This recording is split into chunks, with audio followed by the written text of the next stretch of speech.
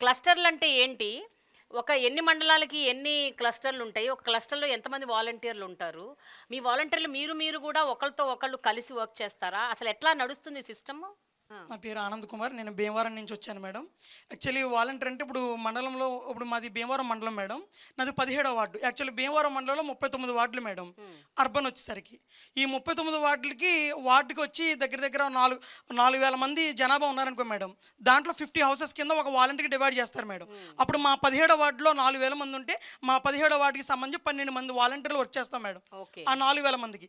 అంటే ఒక 50 డివైడ్ చేసి చివరికి 70 మెంబర్స్ మిగిలిపోతే అది ఒక వాలంటీర్‌కి కేటరింగ్ చేస్తారు మేడం. అలా డివైడ్ చేసి వాళ్ళ పబ్లిక్‌ని అప్పచెప్తారు మేడం. వారికి మేము సర్వీస్ చేయాలి. ఈ మీ 10, 12 మంది గూడా ఒకళ్ళతో ఒకళ్ళు మాట్లాడుకుంటూ, ఒకళ్ళకొకళ్ళు హెల్ప్ చేసుకుంటూ అవును మేడం. ఒక గ్రూప్ ఉంటుంది మేడం. మాకు వాలంటీర్ గ్రూప్, స్పెషల్ గ్రూప్ ఒకటి ఉంటుంది. తర్వాత సచివాలయం గ్రూప్ ఒకటి ఉంటుంది మేడం. సచివాలయం కంటే సంబంధిత స్కీమ్స్కి సంబంధించినవి కానీ, సచివాలయంకి సంబంధించిన ప్రోగ్రామ్స్ కానీ గ్రూప్లో పోస్ట్ చేస్తారు. పలానా మీటింగ్ మేము వెళ్ళాలన్నప్పుడు కానీ, లేదంటే పలానా మీటింగ్ కండక్ట్ చేయాలన్నప్పుడు కానీ, లేదంటే నేను వాలంటీర్ కొత్తగా జాయిన్ అనుకోండి మేడం. ఒకవేళ నాకన్నా ముందు జాయిన్ వాళ్ళు ఉన్నారనుకోండి, నేను కొత్తగా వచ్చినప్పుడు నాకు వర్క్ అర్థం కాకపోతే మా వాలంటీర్ యొక్క హెల్ప్ తీసుకొని దీన్ని ఎలా చేయాలని చెప్పి మేము కోఆర్డినేట్ చేసుకుని ఆ సమస్య పరిష్కారం వాలంటీర్లోనే మేము తీర్చుకోవడం, దాన్ని ముందుకెళ్తాం జరుగుతుంది మేడం. ఇంకొకటి మేము స్వచ్ఛంద సేవకులు మేడం. మాకు జీతం ఇవ్వట్లా. జీతం ఉంటే కూలి పనికి వెళ్తే మేము ఇంత ఇస్తేనే పని చేస్తాం. మేము పని కాదు, మేము స్వచ్ఛంద సేవకి ఎలా విలువ కడతారు మేడం డబ్బుతో? 5,000 సరిపోతే మేము 5,000 గురించి పని చేయట్లా. ఇప్పుడు చాలామంది గ్రామాల్లో స్వచ్ఛంద సేవలు చేస్తారు మేడం. సేవ చేసినప్పుడు వాళ్ళకి పద్మవిభూషణ్, భారతరత్న అవార్డులు ఇస్తారు. ఆ అవార్డులు కూడా వాళ్ళు వెనకాల డబ్బు వస్తుందని కాదు, అది గౌరవప్రదమైంది, ఒక బహుమతి, వాళ్ళకి ప్రోత్సాహం. అలాగే గౌరవ మంత్రి ముఖ్య జగన్మోహన్ రెడ్డి గారు మాకు ప్రోత్సాహంగా ఆ గౌరవ వేతనం 5,000 ఇస్తున్నారనే తప్ప కానీ మేము డబ్బు గురించి పని చేయట్లేదు మేడం. ఒక మనిషి వెంప నుంచి వచ్చాడు మేడం. నేను క్వారంటైన్లో చేసినప్పుడు అతను బట్టలు ఉడిపోయి రూమ్లో ఉన్నాడు మేడం. అప్పుడు ఆయనకి పల్స్ ఎంత పడిపోయిందంటే ఇంకా ఆయన చావుబతుల మధ్యలో ఉన్నాడనమాట. మేము షిఫ్ట్ వైజ్గా డాక్టర్లతో కలిసి మేము సర్వీస్ చేయడానికి వెళ్ళాం. అప్పుడు ఆయన రూమ్లో ఉండిపోయాడు, రావట్లా. ఏంటి రావట్లేదని చెప్పని నేను డాక్టర్ గారు అన్నారు, సార్ చూడమ్మా ఆనంద్ అంటే నేను కోవిడ్ డ్రెస్ వేసుకుని లోనికి వెళ్ళాను. ఆయన చనిపోయాను, అసలు ఇంక లేగలేకపోతాను మేడం, ఊపిరి అందట్లా. అప్పుడు నేను వెంటనే లోనికి తీసుకుని వెళ్ళి ఆయన లెగ్గొట్టి డాక్టర్ గారి దగ్గర ఇంజక్షన్ తెస్తే ఆ డాక్టర్ గారు ఇంజక్షన్ చేస్తే ఒక పర్సన్ అప్పటికప్పుడే బతకగలిగాడు మేడం. మా నియోజకవర్గంలో ఎమ్మెల్యే గారు జగన్మోహన్ రెడ్డి గారు వెంటనే అక్కడ ప్రాబ్లం యాసిడ్ ఇదండి, ఆక్సిజన్ లేదంటే ఇవన్నీ 25 కోట్లు మంజూరు చేస్తే భీమవరం పట్టణం దగ్గర చాలామంది ప్రాణాలు బతికించడానికి వాలంటీర్ వ్యవస్థ చాలా సహాయపడింది మేడం. జగన్మోహన్ రెడ్డి గారు వాలంటీర్ వ్యవస్థను పెట్టకపోతే ఈరోజు చాలామంది కోవిడ్ ప్రాణాంతకమైన స్థితిలోంచి బయటకు రాలేకపోయారు మేడం. పోలీసులు ఆ వృత్తిలో ఉన్నారు. వైద్యులు ఆ వృత్తిలో ఉన్నారు. ప్రాణాలు కాపాడే వృత్తిలో, రక్షణ ఇచ్చే వృత్తిలో పోలీసులు ఉన్నారు కాబట్టి వాళ్ళు ఖచ్చితంగా ఇట్లాంటి సేవలు చేయాల్సిందే.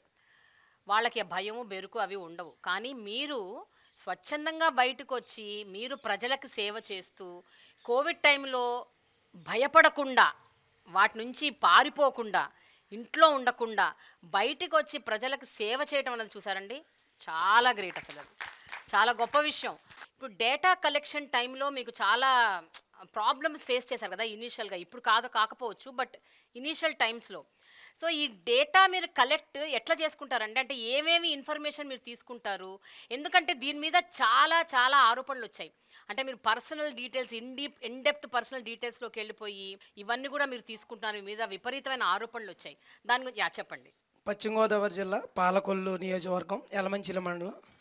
ఎంత పెద్ద చదివినా నిజంగా బయటికి వెళ్తాం, ఉద్యోగం చేసుకుంటాం, 30,000 35,000 వస్తాయి. కానీ సొంత ఊర్లోనే ఉద్యోగం చేసుకుని అమ్మా నాన్నల మధ్యలో ఉండి ఆ 50 ఇల్లులకి నాకు కావాల్సిన వాళ్ళందరికీ సేవ చేసుకునే భాగ్యం ఎవరికి దక్కదండి. 30,000 కాదు కదా, 50,000 ఇచ్చినా ఆ హ్యాపీనెస్ని మనం మర్చిపోలేం.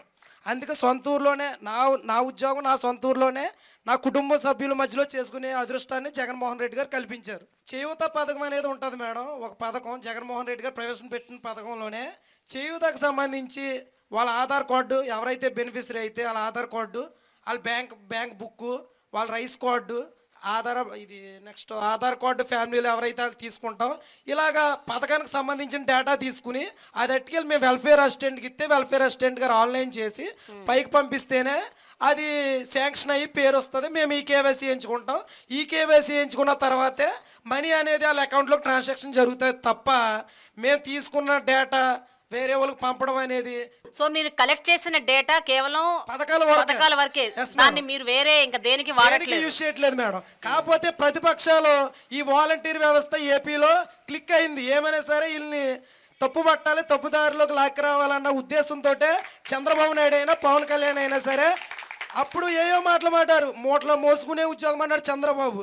ఈరోజు అదే వాలంటీర్లు నేను కొనసాగిస్తాను, నా గవర్నమెంట్ వస్తే అన్నాడు చంద్రబాబు నాయుడు. నెక్స్ట్ పవన్ కళ్యాణ్ అన్నారు, నాకు ఇంటెలిజెన్స్ రిపోర్ట్స్ వచ్చినాయి సెంట్రల్ గవర్నమెంట్ నుంచి, బీజేపీ నుంచి అన్నారు. ఇంటెలిజెన్స్ రిపోర్ట్స్ లేదు, ఏమీ లేదు. ఆయన ఉత్తిదే ఫ్రాడ్.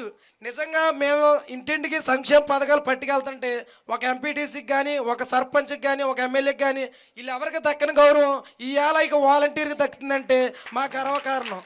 జగన్మోహన్ రెడ్డి గారికి కూడా ధన్యవాదాలు తెలియజేసుకుంటున్నాను. ఓకే.